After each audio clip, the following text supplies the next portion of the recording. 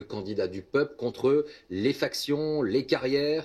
Vous ne reconnaissez aujourd'hui que le tribunal des Français et surtout pas celui des Républicains? Bien sûr, l'élection présidentielle, ça n'a jamais été l'élection d'un parti. Mais vous avez été mandaté par une primaire issue des Républicains. Non, j'ai été mandaté par une primaire à laquelle ont pu voter tous les Français qui l'ont souhaité. Il y a, 200 000 militants des Républicains, il y a 4,5 millions de Français qui sont allés voter. Et penser que le peuple français, que les gens qui se sont déplacés, qui soutiennent ce projet, on va pouvoir leur ôter leur vote par des petits arrangements de couloir, ça c'est totalement contraire à l'esprit de la Ve République. Sincèrement que si les Français avaient été au courant de cette affaire, avant la primaire, vous auriez remporté cette primaire. C'est une question que vous vous êtes posée ou pas? Et moi je vais vous poser la question, vous pensez que les 200 000 Français qui sont venus aujourd'hui, ils seraient venus s'ils ne me soutenaient pas, s'ils n'avaient pas conscience que malgré les erreurs que j'ai commises et que j'ai reconnues, même si il n'y a rien d'illégal dans ce que j'ai fait, mais j'ai reconnu qu'il y avait au fond quelque chose qui avait choqué les Français. Malgré cela, les Français pensent que le projet qui est le mien est le seul qui peut permettre le redressement national. Les Français pensent une partie des Français et une partie de la droite qui est venue se déplacer voilà, aujourd'hui. Absolument. Mais je suis pas autiste. Je vois bien les difficultés, j'entends bien les critiques. Et je suis quelqu'un qui n'est pas jusqu'au boutiste, n'est pas enfermé dans une certitude. Mais il y a une chose que je constate, et je l'ai encore constaté aujourd'hui, c'est qu'il n'y a pas d'alternative. C'est qu'il n'y a pas de projet qui permette réellement de redresser le pays. Et au fond, la question qui va se poser, et qui commence, je pense, à inquiéter beaucoup de Français, c'est est-ce qu'on va vraiment avoir le choix entre Mme Le Pen et M. Macron? Et il y a également une inquiétude. C'est votre attitude pour certains au sein de votre parti. On va regarder, ces dernières heures ont été une nouvelle fois marquées par différentes annonces de celles et ceux qui envisagent désormais votre retrait. Bonsoir Guillaume Darey, vous êtes au siège des Républicains. Alain Juppé et Nicolas Sarkozy se sont parlé hier soir et aujourd'hui.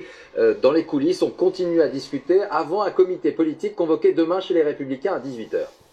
Absolument, et ça ne sera pas une réunion comme les autres, puisque la seule question que vont se poser ceux qui seront autour de cette table, ce sera une question lourde de sens, me disait tout à l'heure un membre du parti, ce sera très clairement cette question-là. François Fillon peut-il ou non demeurer le candidat des Républicains? Un membre de l'entourage d'ailleurs du candidat me disait tout à l'heure que François Fillon pourrait peut-être se rendre à ce comité politique ici.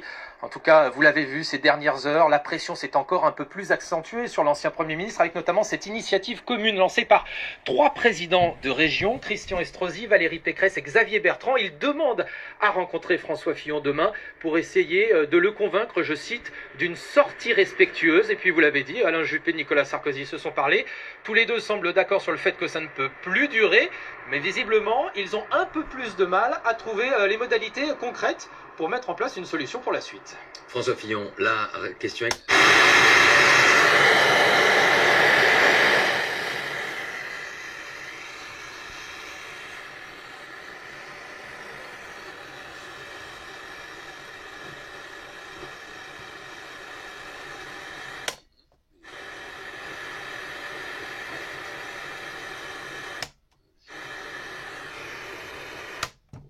J'ai ma campagne, malgré les défections qui se déroulent. Donc personne n'a le pouvoir de m'obliger à retirer ma candidature. Ça ne veut pas dire que je ne discute pas, que je n'écoute pas, que je ne suis pas prêt à dialoguer. Ça veut dire mais quoi, je veux dire simplement que c'est ma décision.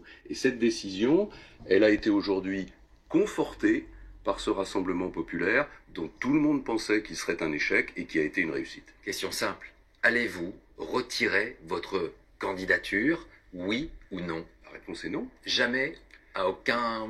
La réponse est non. Je ne vois pas de raison de le faire. Et surtout, je pense profondément que le retrait de cette candidature aboutit à une impasse politique pour la famille qui est la mienne, c'est-à-dire pour la droite et le centre. Je pense que toute candidature improvisée aujourd'hui, à 50 jours de l'élection présidentielle, avec un projet qui ne serait pas un projet de rupture, qui ne serait pas un projet au fond radical comme celui que j'ai proposé et qui a occasionné ma victoire à la primaire, je pense que toutes ces candidatures conduiront à un échec. Une candidature d'Alain Juppé est illégitime?